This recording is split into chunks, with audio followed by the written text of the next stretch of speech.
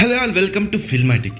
ఏ cinema అయినా అందరికీ నచ్చాలని rule ఏం లేదు. సినిమా ఫలితం ఎప్పుడు ఆశించినట్టుగా ఉండదు. కానీ కొన్ని సినిమాలు బాగున్నా ఆశించిన ఫలితాలు అందుకోలేకపోయిన సందర్భాలు గతంలో చూసాం, ఇప్పటికీ చూస్తూనే ఉన్నాం.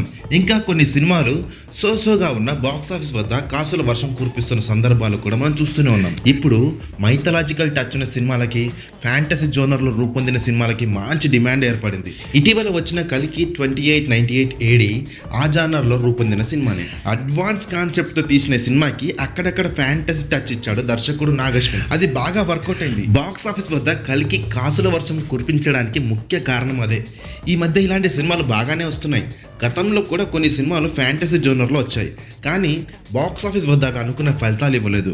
లిస్ట్లో ఉన్న సినిమాలు ఏంటంటే number 1 Govinda Govinda. Sensational director Ram Gopal Varma తెరకెక్కించిన ఫ్యాంటసీ మూవీ ఇది. నాగార్జున, శ్రీదేవి హీరోయిన్లుగా నటించారు. అశ్విన్ దత్ నిర్మాత. రాజ్ కోటి సంగీతంలో రూపొందిన పాటలన్నీ చాట్ బస్టర్స్. ఓ బ్లాక్ బస్టర్ సినిమా కావాల్సిన సెటప్ అంతా కలిగి ఉన్న సినిమా ఇది. 1994లో వచ్చిన ఈ సినిమా ఫ్లాప్ అయింది, కానీ ఆ తర్వాత టీవీలో ఈ సినిమా చూసిన ప్రేక్షకులు బాగుందంటూ ఆశ్చర్యపోయారు. రాంగ్ టైంలో రిలీజ్ అవడం వల్ల ఈ సినిమా ఫ్లాప్ అయిందని ఇప్పటికి చాలా మంది చెప్పుకుంటారు. Number 2 Kannayya Kittayya. Rajendra Prasad dual role play చేసిన ఈ సినిమా ఫ్యాంటసీ కామెడీ జోనర్ లో రూపొందింది. రేలంగి నరసింహారావు దర్శకుడు. 1993లో వచ్చిన ఈ సినిమా ఫ్లాప్ అయింది. Number 3 Magarayudu. Star director EVV Satyanarayana తెరకెక్కించిన ఈ సినిమా కూడా ఫ్యాంటసీ టచ్ తో రూపొందిన comedy movie. Karthik hero, Vijayashanti heroine. టీవీలో చూడడానికి ఈ సినిమా బాగానే ఉంటుంది, కానీ ఫ్లాప్ అయింది. నంబర్ 4 మెకానిక్ మావయ్య. రాజశేఖర్ రంభ జంటగా నటించిన ఈ సినిమాలో ఎస్పి బాలసుబ్రహ్మణ్యం కీలక పాత్ర పోషించారు.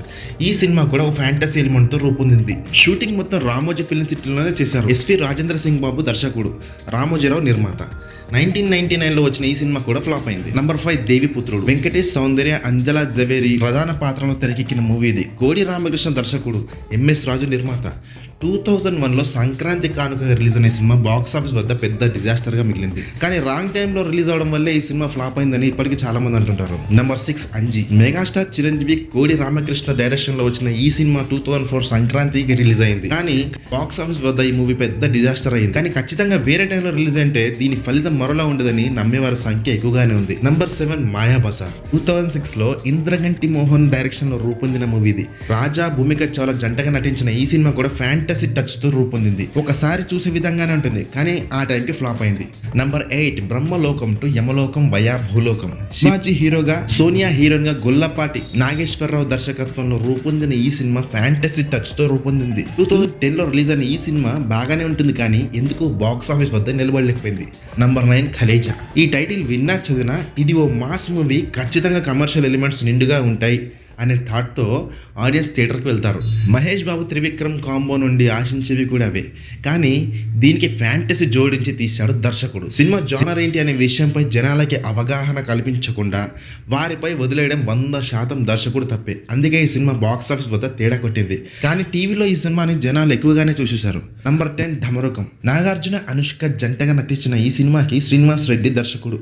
ఫ్యాంటసీ ఎలిమెంట్ తో రూపొందిన ఈ సినిమా రిలీజ్ డేట్ చాలా సార్లు వాయిదా పడడం, తర్వాత సడన్ గా రిలీజ్ అవడం వల్ల అనుకున్న ఫలితాన్ని సాధించలేకపోయిందని చెప్పాలి.